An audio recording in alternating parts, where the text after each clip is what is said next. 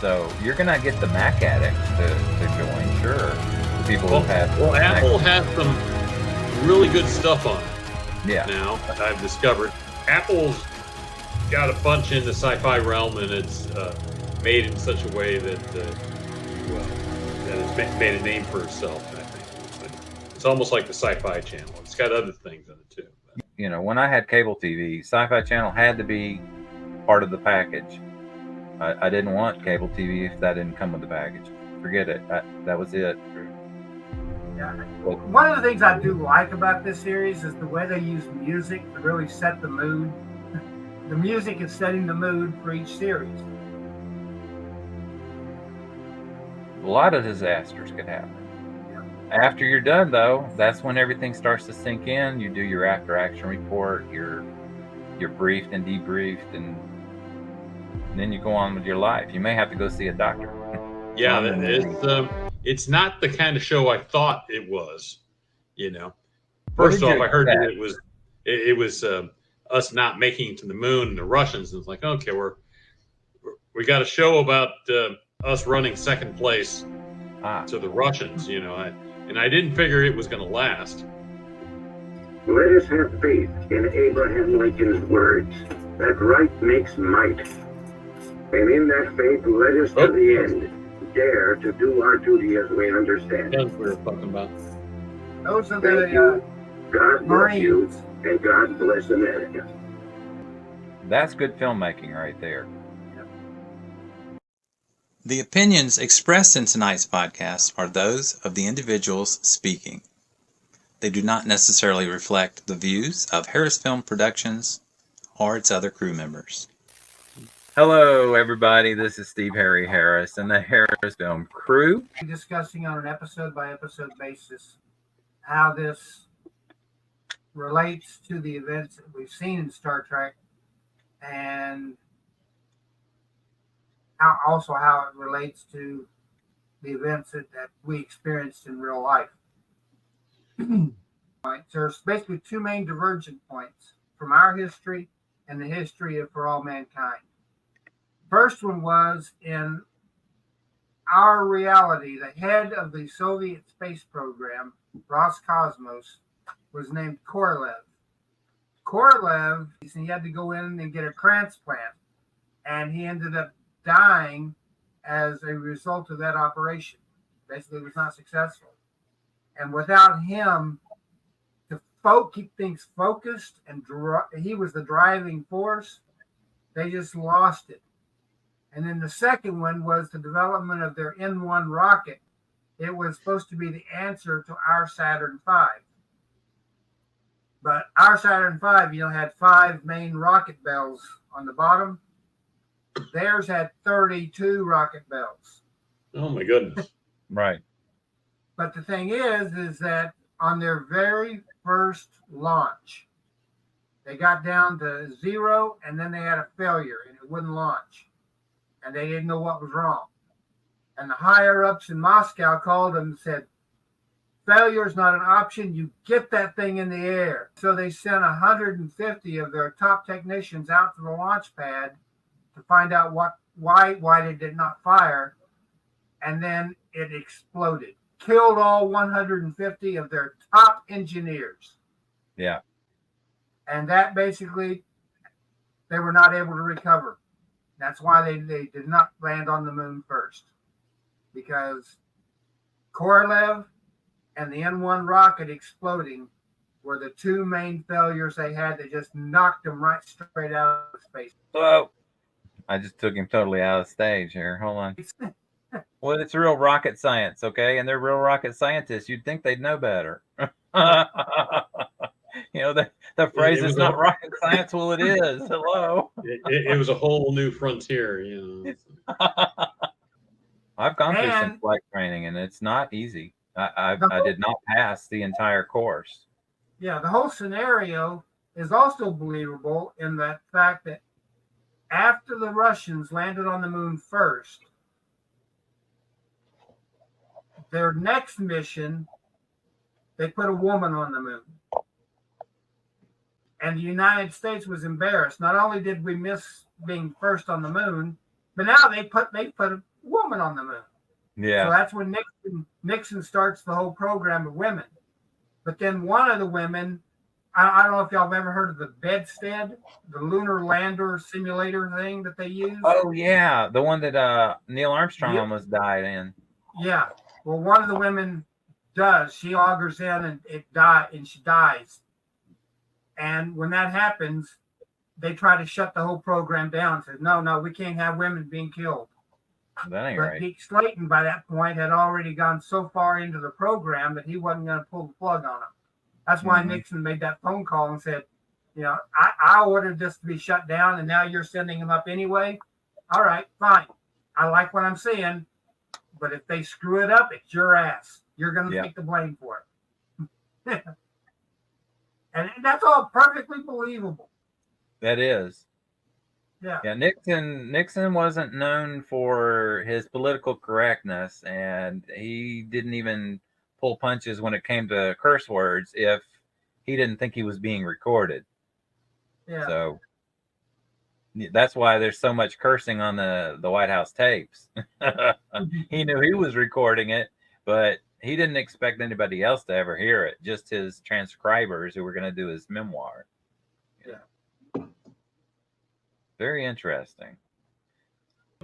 Yeah, it's not the kind of show I thought it was. First off, I heard that it was us not making it to the moon, and the Russians. It's like, okay, we got a show about us running second place to the Russians. And I didn't figure it was going to last. And it was also behind the paywall. Whatever else. Oh, I assumed your attitude as well is like, well, yeah, I'm not going to pay to see it. Just that everybody seems to be wanting to get on the same bandwagon of, I have a streaming service, come watch everything with me. Well, when you do that, then you exclude people who already have obligations with other services or other choices with other services. So you're going to get the Mac addicts to join, sure. The people who have. Well, Apple has some really good stuff on it. Yeah. Now I've discovered or whatever else, and I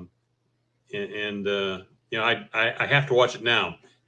But it's got For All Mankind, and it's got Foundation. I really like Isaac Asimov, and nobody's ever done that justice or whatever else, and nobody really realizes how much Asimov was ripped off in other parts. It's amazing. Oh, and other stories and other stories, other things that Foundation isn't new as much as everyone has stolen from it. It's an entire existence. That George Lucas and Roddenberry and everybody's got a piece of it. Dune, has a piece of Isaac Asimov's stories embedded in it. He was a very creative fellow. And let's see the other one, Silo. I like Silo too. What's that about? That's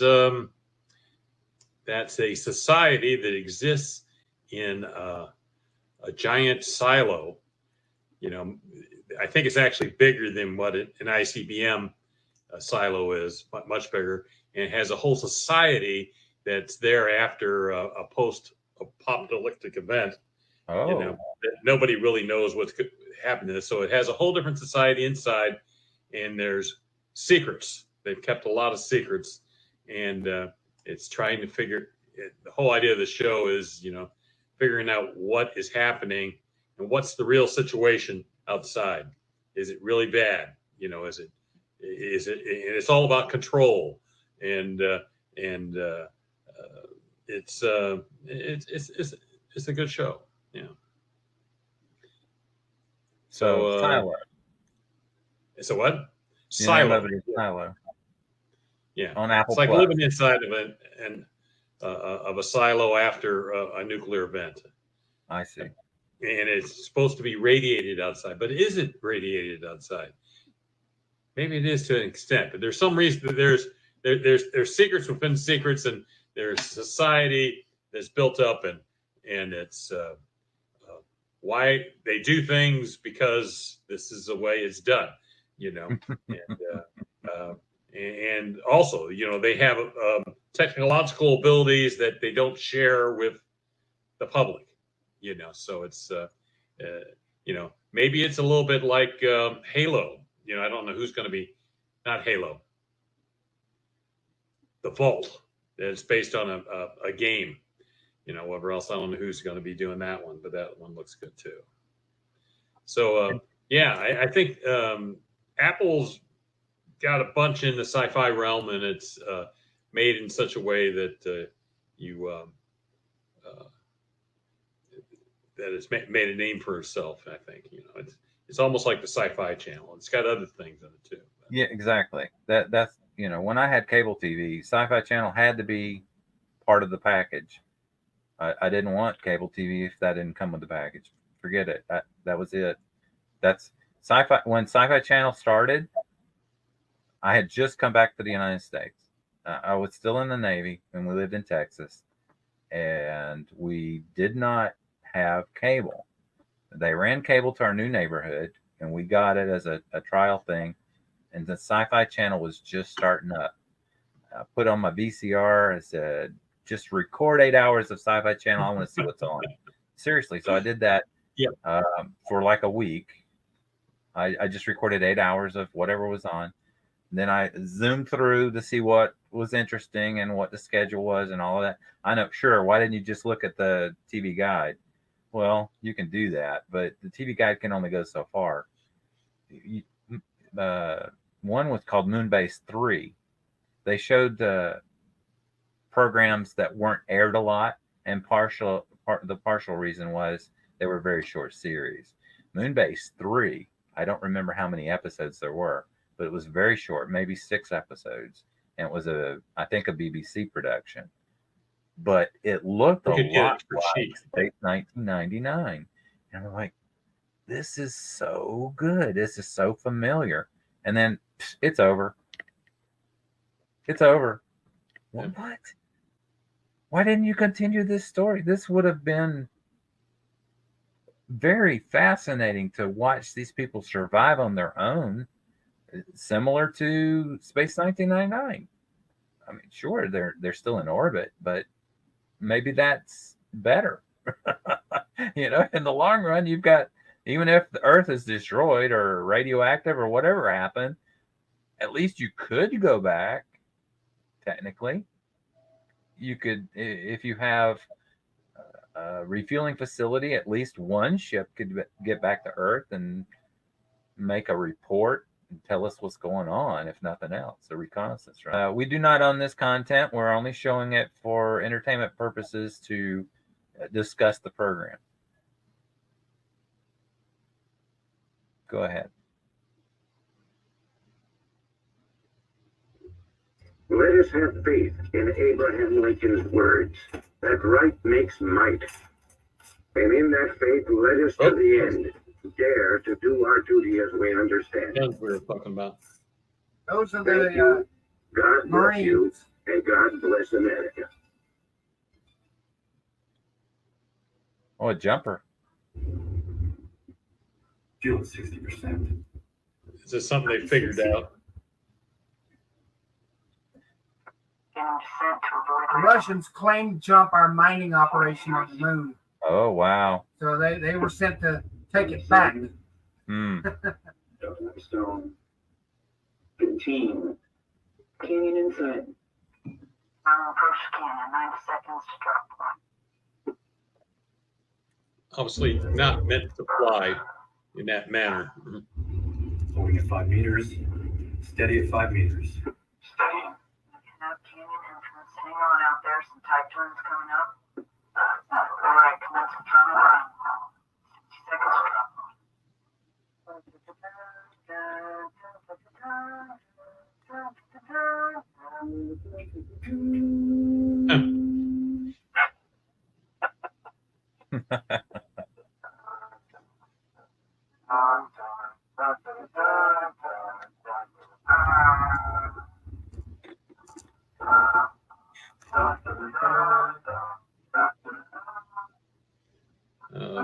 Flight of the Valkyries, I think. Something. The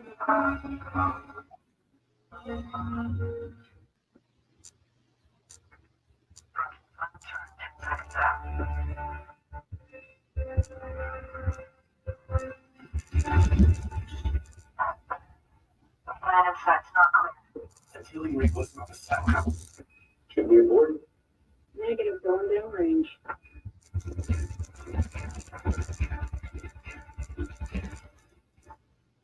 Drop point moving. Begin descent. 10 meters, down at 8.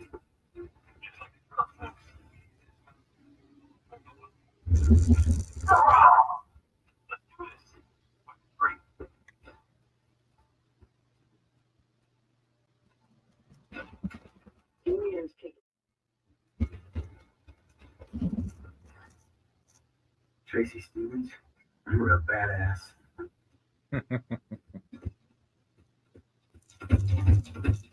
I've worked with Marines, and female Marines are some of the most fiercest. They wouldn't have left the other flag in the dirt, though. They would have taken it back as a trophy. We established that outpost right on the edge of Shackleton Crater. That's where they found the water ice, and they were also mining for helium-3. And then one day they went back to the moon base, and when they came back the next day, the Russians had taken over the site. Well, there was a real fear of that kind of a thing going on during the space race. That's one reason when we planted the flag, we planted the American flag, but said we were there for all mankind. Technically, the appropriate thing at that point might have been, I'm not saying that we should have absolutely should have done it, but we should have at least included the UN flag on the first landing. You know what I mean? If you're actually speaking for all mankind, we're talking about a united Earth, more or less. But it could have been a pivotal moment in history to actually bring humankind together more than it did if there had been in a United Nations flag. Now, I'm for nations being independent, don't get me wrong, but I'm also for cooperation. I stayed out of the public limelight for 20 years. You just don't know how you're going to react during the situation. And in that particular scene, those guys could have been killed in an instant. It could have been anything. It could have just been a micrometeorite in space. Yeah. Could have killed one of them. Something could have blown up. There could have been booby traps.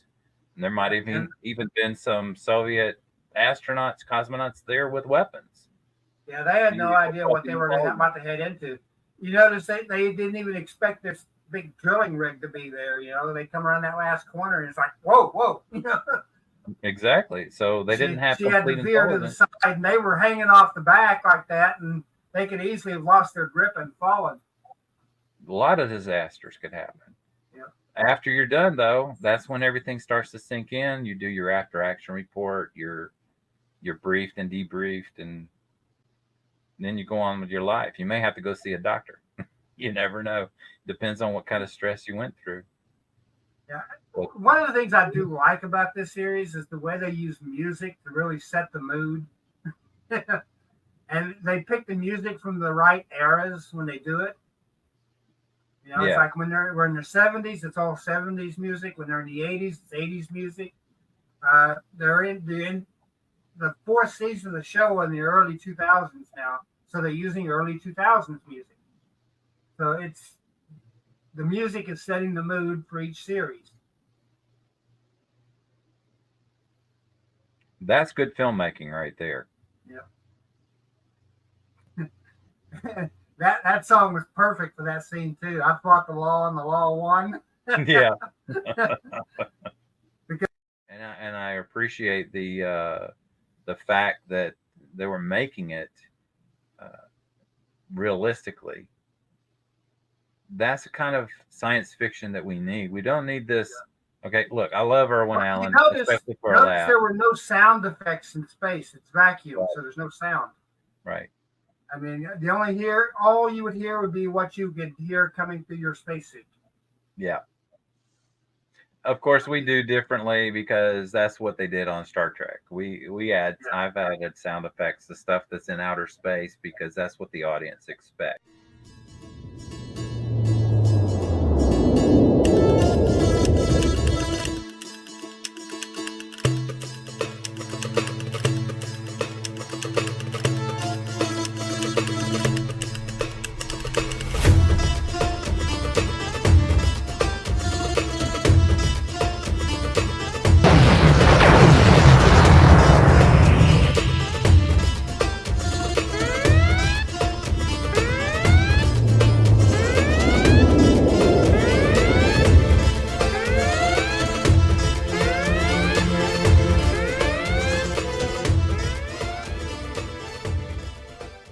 So in conclusion, we were doing a podcast about For All Mankind. We were discussing how it's connected to Star Trek universe. And Roy, any comments? In general, I would recommend the show, and that you should see it for yourself. And it's a what if story for mankind as well. So it's interesting that something bad happening might be considered to be something that led to something good, but it's hard for me to accept that us not being on the moon first was a bad thing. But it's an interesting idea. The whole timeline, how it unravels or is revealed, seems to be very compelling. Because, as children, we expected men to be on Mars, like I said, by 1980 or so. And I was extremely disappointed when that didn't happen. Sure, we have a space shuttle. Yay. We're going to orbit Earth in a space plane. Whoop-de-doo. I want to go to Mars. Well, what I think people have to remember, and I think Elon Musk also talks about it, Mars is more than just a leap from the moon, right. And us going up around in the shuttle is just like going that far off the surface of the Earth. Right. It's almost nothing. This envelope of atmosphere that we have around the Earth, in low orbit, is nothing, and going to Mars is huge. We hope you've enjoyed the show. Come back and see us another time. I'd like to send a shout out to No Budget Productions and Vance Major in particular. Thank you for helping us with our productions here at Harris Film. Like, comment, subscribe, and share all of our videos. Good night.